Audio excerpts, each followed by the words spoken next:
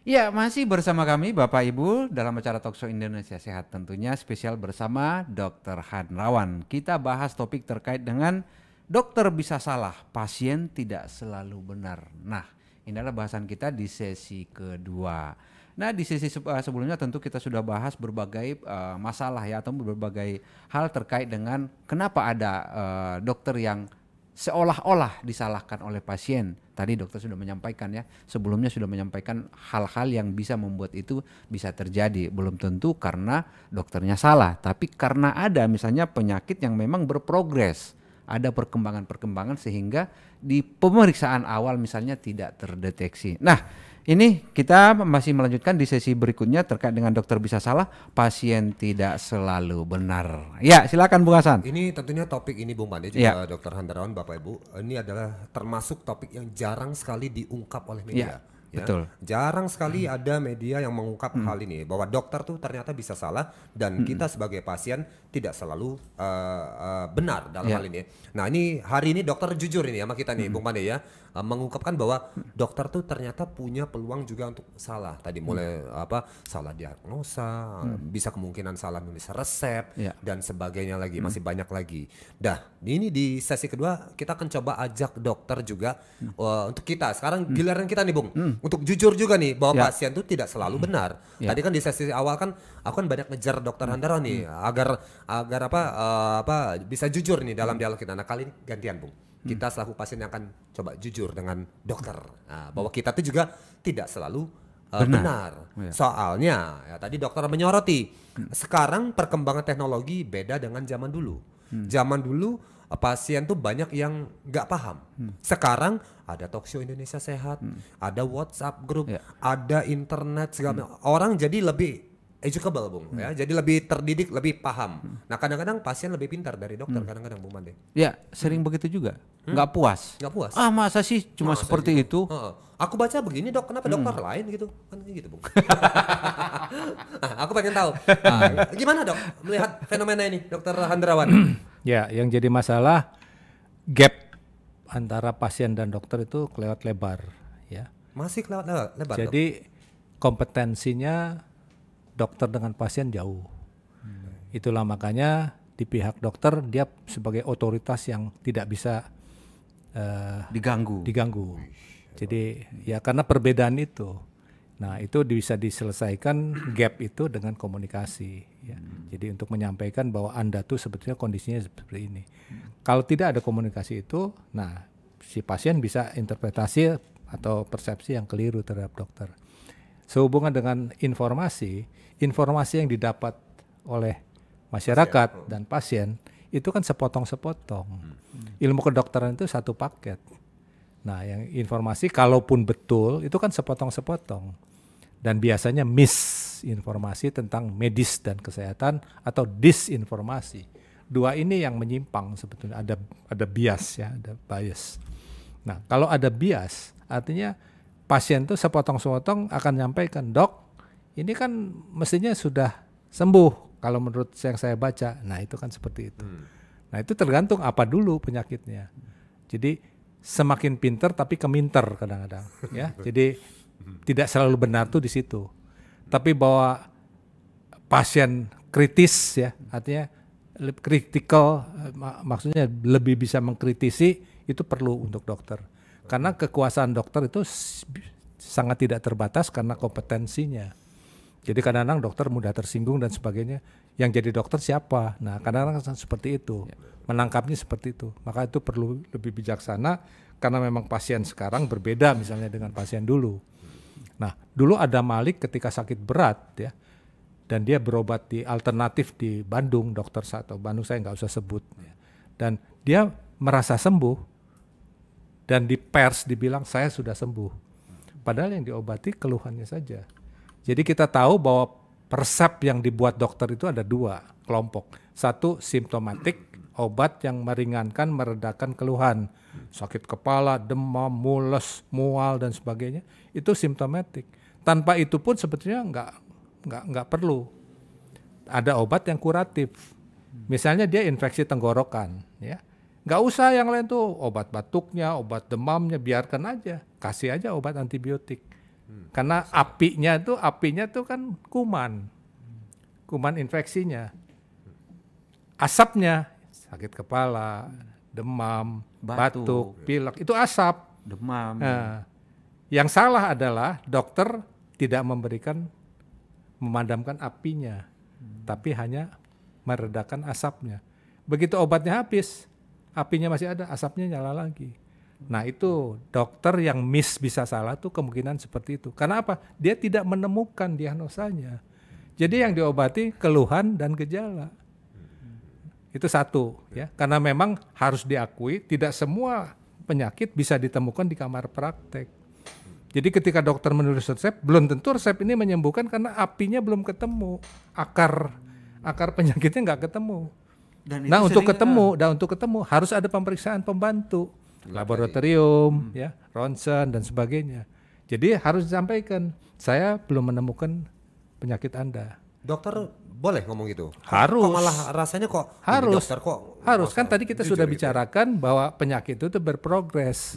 Yang saya temukan baru di awal sekali. Saya memikirkan satu, Anda mungkin tifus. Dua, mungkin demam berdarah. Kita lihat perkembangannya. Jadi saya baru memberikan obat demam saja dulu, seperti itu. Itu idealnya seperti itu. Tapi kan dokter kadang-kadang merasa gengsi ya, untuk bilang, oh ini saya belum ketemu. Ya faktanya memang seperti itu. Jadi dia nggak akan bilang, ya saya baru kasih obat untuk mengurangi keluhan Anda. Tidak. Tapi mestinya bilang. Nah di pihak lain, pasien punya hak untuk bertanya. Itu sekaligus untuk kendali mengontrol dokter supaya tidak seenaknya menulis resep. Jadi pasien boleh tanya, dok, ini saya dikasih obat ini untuk apa? Yang ini untuk apa? Boleh nggak kalau tidak pakai ini? Jadi dokter lebih mempertimbangkan, oh ya kalau Anda pikir begitu ya ini nggak usah, ini aja. Itu sebetulnya perlu begitu. Jadi itu kontrol untuk dokter yang merasa dia punya otoritas. Karena apapun yang ditulis, apapun yang diberikan, pasien terima saja. Ini kendali buat dokter sebetulnya. Jadi ini wajib pasien boleh ya? Punya hak, gitu ya? punya hak bertanya. Ini dok untuk apa? Apa diberikan sekian banyak dok? Apa mesti diteruskan dan sebagainya? Itu harus bertanya. Dan itu untuk kepentingan pasien kan. Nah dokter disumpah juga harus melayani. Jadi memang itu hak pasien untuk bertanya. Ini Bung Pande nih, Bung Pande Anda pernah mempertanyakan hal ini Bung ya, pengalamannya ini gimana Bung?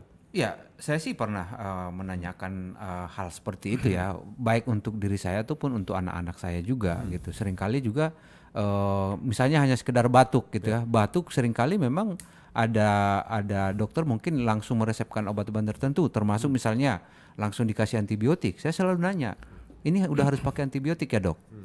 Oh iya ini udah harus antibiotik karena ini, oh ya udah. Tapi saya tetap nanya gitu ya, karena itu kan antibiotik itu kan bagaimanapun tetap juga racun bagi tubuh kita ataupun anak kita. Kalau hanya sekedar batuk gitu, pikiran kita kan hanya sekedar batuk kan belum tentu harus itu. Tapi ternyata kalau analisasi dokternya memang udah seperti itu, ya saya tanyakan, terutama untuk antibiotik biasanya. Kalau untuk flu, untuk obat-obat penurun panas biasanya sih nggak sampai saya tanyain. Tapi antibiotik itu hampir selalu kita tanyain. Ini emang udah harus minum ini ya dok ya? Karena biasanya kan kita udah mulai paham juga yang nama biasa kan dokter kan dokter juga kan menyampaikan ini antibiotik ini sering disampaikan ini antibiotik ini untuk ini selalu nanya oh ya udah harus minum antibiotik ya dok oh ya ini soalnya ini untuk mempercepat ini oh ya udah. Terakhir kabar saya dengar Anda nanya kayak gitu ya malah disemprot sama dokternya. Itu gimana Bung? Anda nanya apa sebenarnya waktu itu? Ya itu mungkin masalah obat-obatan yang mungkin kebetulan tidak ada di situ di apotek itu gitu ya. Diganti dengan obat yang lain. Saya sampaikan ini obatnya jangan yang ini karena kurang cocok gitu ya, sempat emosi juga. Enggak ini yang ada di sini. Saya bilang ya kalau gitu konfirmasi ke dokternya gitu. Tapi akhirnya setelah kita diskusi dengan alasan segala macam akhirnya diterima, dicari lagi obatnya gitu. Dan jadi, ada komunikasi lagi-lagi penting. Dan kita sebagai pasien juga mungkin tidak boleh hanya seperti yang disampaikan Dokter Hendrawan tadi, tidak boleh sekedar menerima semuanya. Kita juga harus paham juga gitu ya. Apalagi kalau misalnya kita sudah berobat berulang kali dengan hal yang sama. Baik. Gitu. Oke, ini ada satu lagi juga nih Bung Pande, yang di masyarakat kita nih banyak sekali dialami dokter. Soal obat generik nih, murah ya. Nah kemudian ada juga dokter yang seneng ngasih mahal-mahal. Jadi aku tuh kadang gitu Bung ya, pernah ke dokternya ini, aku udah tahu dokternya pasti obatnya mahal. Nah kalau dokter yang itu murah. Jadi dia kadang-kadang kalau mau berobat ke dokter tuh ngeliat tabungan dulu Bung. Ini sisa duit masih berapa nih? Nah, kalau agak tinggal dikit ya ke dokter yang murah. Ke dokter yang ini aja. Obatnya murah. Kalau agak ini, yang sedangkan aja agak mahal. Nah dokter, kenapa dok? Dokter tuh kok bisa ngasih kadang murah banget gitu, kadang ada yang mahal banget gitu dok obatnya dok. Harganya, dok. Waktu sekolah dokter kita diajarkan bagaimana menulis resep yang bijaksana. Jadi artinya resep yang cerdas itu resep yang sesedikit mungkin dengan dosis sekecil mungkin dan sembuh. Harga semurah mungkin dan sembuh. Itu idealnya seperti itu. Kita diajarkan begitu. Tapi dalam perkembangan tentu kan berbeda. Misalnya pasien yang level orang berkecukupan, itu kalau dikasih obat yang murah, mungkin belum tentu sembuh. Misalnya di kompleks saya bukakan resep yang racikan yang sebetulnya bagus, tapi dia bertanya, dok, apa cuman sekian puluh ribu dok? Betul obatnya. Nah itu. Sebaliknya di pasien yang tidak mampu, kalau kita kasih obat yang mahal, juga sama. Dia akan bertanya, mahal sekali dok, apa bisa diambil separuh? Nah diambil separuh kalau dia antibiotik, itu kan merugikan pasien. Jadi kita harus bicarakan sama pasien. Memang perlu obat ini, antibiotik ini harus cukup, satu paket, ya, satu kir harus paling sedikit 5, 6, 7 hari. Jadi pasien tahu. Nah sering kekebalan terjadi pada antibiotik di Indonesia, resisten, itu paling besar di Indonesia. Negara yang paling sering antibiotik itu resisten, artinya sudah tidak mampu lagi kebal kumannya, itu di Indonesia karena dipakainya sembarangan. Tadi disampaikan sedikit-sedikit antibiotik. Maaf ya, saya sih nggak boleh menjelekkan teman sejawat, tapi faktanya ya seperti itu. Semua kasus flu itu tidak perlu antibiotik. Tapi bukan sedikit dokter yang memberikan antibiotik dengan catatan dia jaga-jaga. Karena apa? Di sini flu dianggap enteng, tetap bekerja, tetap sekolah, sehingga sudah ditunggangi oleh kuman. Ketika 1-2 hari sudah berobat ditunggangi kuman, dia ada infeksi kuman, tidak diberikan antibiotik, nggak sembuh. Dokternya kan bilang, pasien bilang, dokternya bodoh nih. Saya nggak sembuh-sembuh nih, batuk saya tambah berdahak kuning hijau. Nah, pemberian antibiotik di situ bukan karena dokternya bodoh, tapi untuk jaga-jaga, mengcover. Andai kata dia ditunggangi kuman karena dia tetap bekerja dan bersekolah, dan itu biasa terjadi, namanya superbug.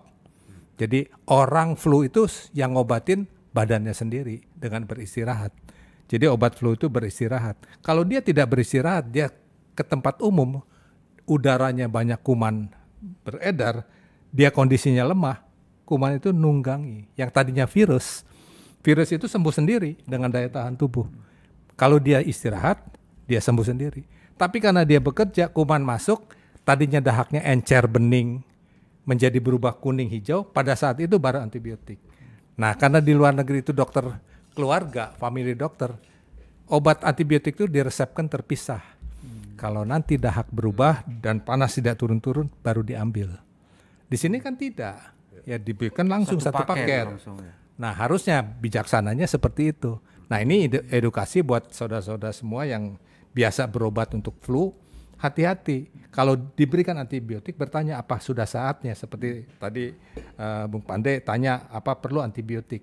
Ketika dia masih encer, masih bening, itu akan sembuh dan tidak perlu antibiotik. Nah di sini kelebihan. Ya, jadi artinya yang tidak perlu antibiotik, minum antibiotik, ongkos untuk beli bertambah besar, efek samping dipikul tambah banyak, dan sebetulnya tidak perlu. Oke, baik ini. Nanti kita akan lanjut lagi Bung.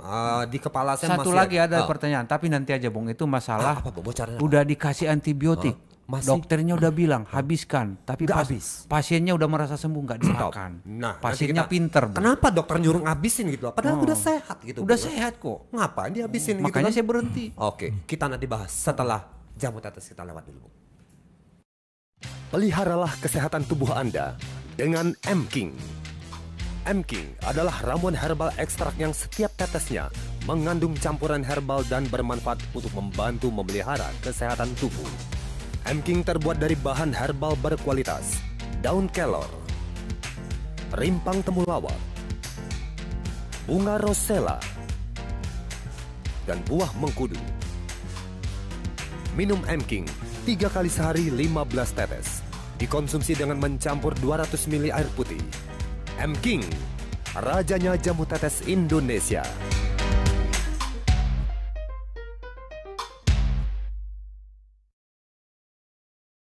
Melanjutnya lagi ya. Bahasan kita hari ini bersama dokter senior kita, Dr. Handrawan Nadesul.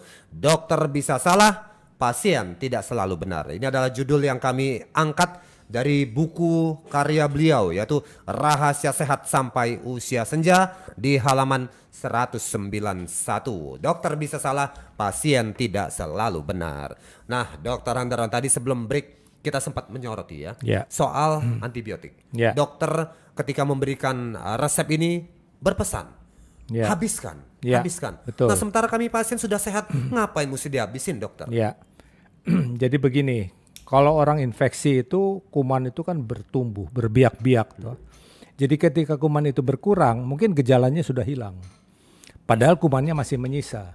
Ketika kuman menyisa, dia tidak ditembak oleh antibiotik, dia menjadi kebal. Jadi tubuh kuman yang kebal terhadap antibiotik yang diberikan. Itu yang disebut resistance. Nah, terjadinya seperti itu karena pemakaian antibiotik yang keliru. Jadi kalau kata dokter habiskan, ya habiskan. Terlepas sudah sehat, udah nggak panas lagi, tetap dimakan aja. Baik, oke ya, itu soal antibiotik ya. Jadi ini buat Bapak Ibu biar paham ya. Kalau ada jenis-jenis yang kalau kata dokter kan suka ditulis tuh di plastiknya, habiskan gitu. Berarti harus dihabiskan, Pak Bu ya. Jangan pakai sisa ya. Jadi ini penting ya untuk pemahaman kita bersama. Nah, soal ini lagi yang pasien tidak selalu benar, dokter juga bisa salah. Nah, sebenarnya berapa sih, Dok, persentase akurasi, persentase kesalahan dokter atau kesalahan pasien dalam sebuah pertemuan konsultasi ini? Dokter berapa miss-nya tuh berapa ini sih, Dok? Ini, Dok. Iya, sebetulnya tergantung dari mana latar belakang pasien ya. Jadi ini harus diakui, jadi dengan latar belakang yang wawasan kesehatannya kurang, ini lebih sering miss ya. Jadi baik dokter, karena dia ketika anamnesis wawancara itu kan tidak nyambung. Karena keluhan misalnya orang Jawa itu untuk nyeri itu banyak kan. Nyerinya tumpul, nyerinya itu tajam, nyeri tumpul tuh kemeng. Nah, kalau komunikasi menyampaikan ini salah, berarti kan dokter menginterpretasikan juga salah. Nyerinya nyeri runcing, nyerinya tajam, nyerinya tumpul. Nah, itu kan setiap bahasa daerah ada ungkapan itu. Jadi ini harus nyambung, satu. Ya, kedua, daya tangkap ya. Jadi kalau pasien daya tangkap dokter bertanya itu juga tidak bisa ditanggapi, itu juga masalah ya. Ketiga, dalam hal menerima obat, ini juga kan harus diakui banyak sekali kekeliruan, antara lain pemakaian antibiotik dan pemakaian obat-obat yang simptomatik. Artinya obat simptomatik itu harus dihentikan dan tidak perlu dilanjutkan kalau keluhannya sudah hilang. Bahkan kalau bisa tidak perlu obat simptomatik. Demam itu sebetulnya reaksi tubuh untuk melawan kuman.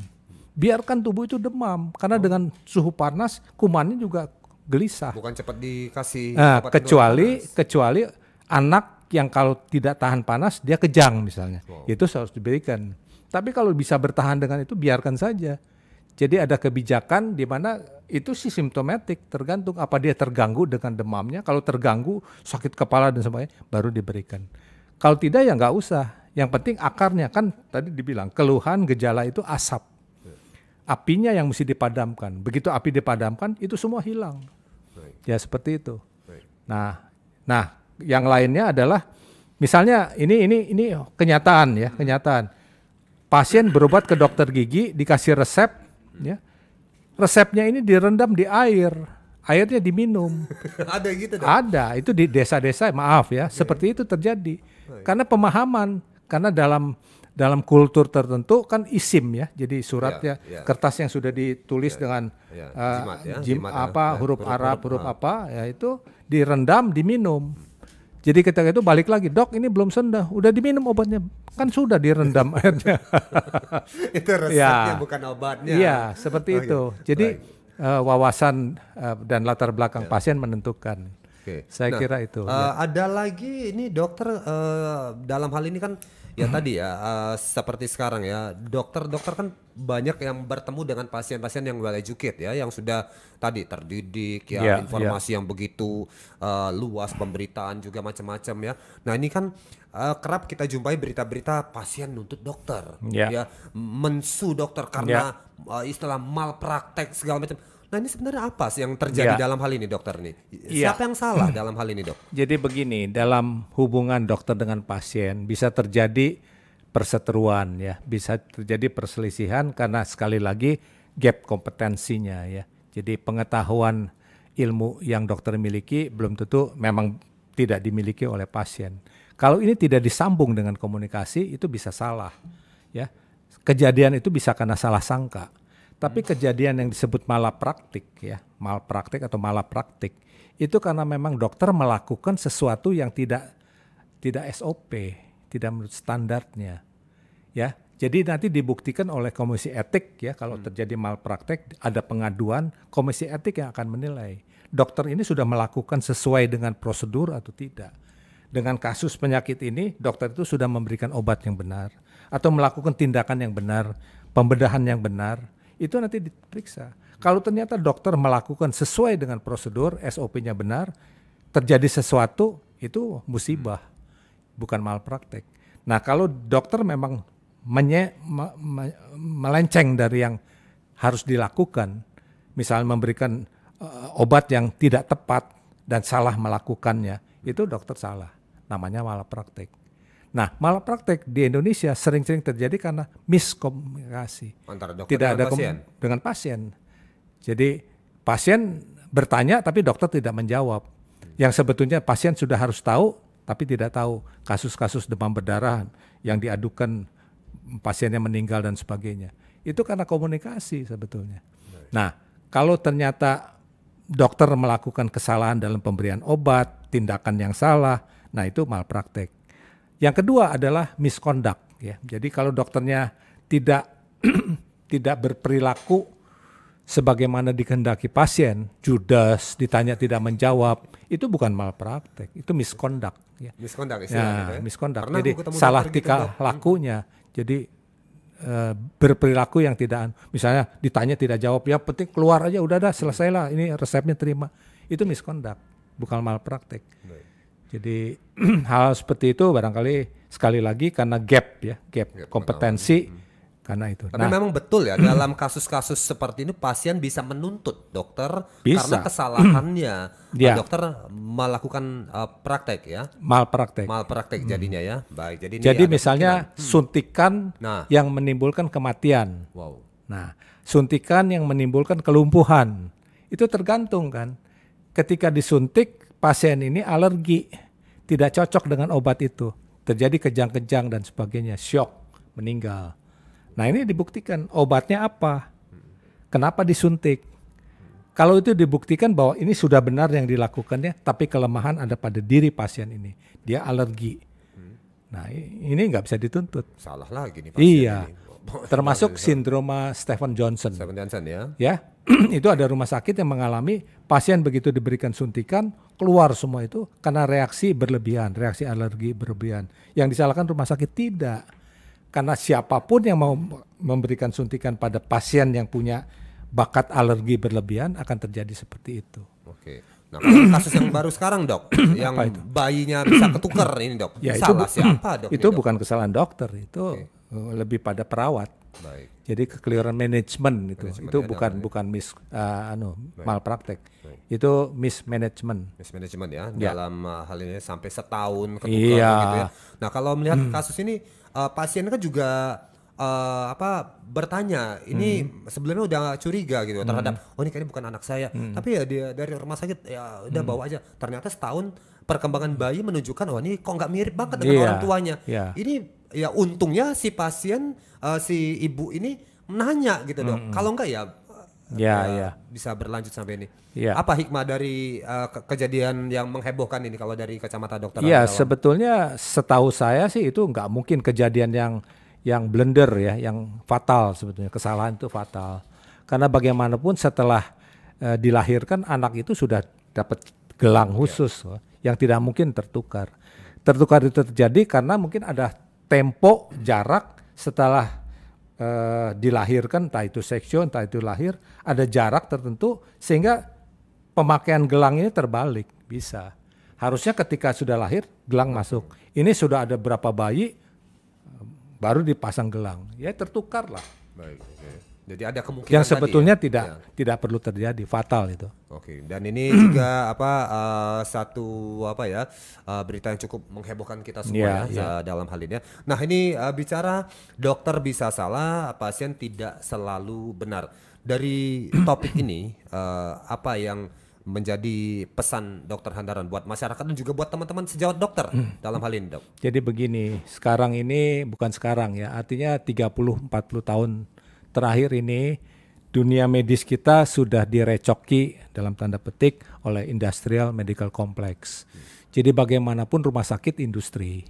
Jadi bisnis ya. Jadi artinya mau tidak mau harus begitu karena berinvestasi. Jadi ada ketentuan rumah sakit menyediakan 25% bed untuk orang yang tidak mampu. Itu betul. Tapi pemakaian alat-alat dan sebagainya itu menimbulkan kecemburuan. Ya. Kecemburuan artinya pasien yang mampu diperiksa dengan alat-alat yang canggih. Ya, karena kemampuan membayar. Toh. Tapi dengan adanya asuransi dan BPJS ini tidak bisa terjadi. Yang terjadi adalah pemakaian alat-alat pemeriksaan yang sebetulnya tidak perlu. Nah ini harus jadi kontrol bagi pasien. Jadi pasien harus melakukan kontrol supaya pihak rumah sakit dan dokter tidak semena-mena memeriksa. Karena ada kejadian supaya break even-nya cepat balik modal. Cepat balik, investasi satu alat misalnya 20 M, satu hari alat ini harus menghasilkan berapa. Jadi pasien yang tidak perlu diperiksa pun diperiksa supaya tercapai break even-nya. Jadi misal alat ini harus satu hari 20 juta, ya dicari berapa pasien supaya bisa dapat 20 juta. Yang sebetulnya tidak perlu. Dan kecenderungan ini adalah industrial. Saya tidak bisa salahkan rumah sakit. Itu makanya di rumah sakit, direktur medis dengan direktur keuangan itu tidak cocok. Karena secara medis idealnya tidak perlu. Tapi keuangan targetnya harus diperiksa. Karena bayar bagaimanapun ini adalah uang yang harus berputar dan harus kembali ya dalam jangka tempo waktu tertentu. Jadi artinya sekali lagi pasien harus punya sikap bertanya. Kenapa saya diperiksa ini? Karena penyakit ini apa? Harus diperiksa ini. Nah, dokter dan pihak rumah sakit akan berpikir, tidak sembarangan melakukan. Karena apa? Karena dianggapnya kompetensi dokter itu tidak bisa tergoyahkan ya. Tapi kalau pasien bertanya, pihak rumah sakit berpikir. Karena ini kan bisa jadi banding, toh. Jadi artinya bisa dipublikasikan kalau melakukan pemeriksaan yang tidak perlu dan mengeluarkan uang yang besar. Itu pesan untuk dokter dan rumah sakit sejawat Anda. Nah, pesan buat para pasien untuk masyarakat ini dalam hal ini supaya tidak salah dan tidak terjadi miskomunikasi ini dengan dokternya. Jadi pasien itu punya hak yang besar untuk bertanya sehubungan dengan penyakitnya. Bertanya penyakit saya apa. Nah, ketika dokter bilang saya belum bisa memastikan tapi perkembangannya ke arah sana. Itu satu ya. Kedua, setiap diberikan resep, itu pasien berhak bertanya, resep ini, obat ini, masing-masing obat untuk apa? Apakah memang terkait dengan penyakit yang dokter sudah diagnosa? Kalau terkait sih oke. Tinggal tanya, apa bisa diganti obat yang lebih murah? Dokter juga harus sampaikan, ini obat ini branded. Ya, ada obat generik. Obat generik isinya sama dengan ini. Bahwa dia berbeda itu karena perbedaan pabrik ya. Seperti gado-gado, ada gado-gado merek ini isinya gado-gado. Tapi selera bahwa orang ini lebih suka yang merek ini ya. Tapi kalau obat kurang lebih sama. Cuman kualitas mungkin ya yang branded kan mempertahankan nama perusahaan ya. Kalau generik kan umum. Tidak bisa disalahkan. Saya kira itu. Baik, oke, terima kasih banyak Dr. Handrawan Nadesul sudah bersama kita. Hari ini kita buka-bukaan ya bahwa dokter bisa salah, pasien tidak selalu benar. Semoga dialog ini bermanfaat Bapak Ibu. Kita ketemu lagi dalam dialog berikutnya di Talkshow Indonesia Sehat. Jangan lupa jamu tetesnya diminumkan secara rutin supaya Anda tidak selalu salah dan dokter juga tidak selalu benar ya. Minum jamu tetesnya rutin ya, dan pantau terus dialog-dialog kita di Talkshow Indonesia Sehat. Sampai jumpa lagi.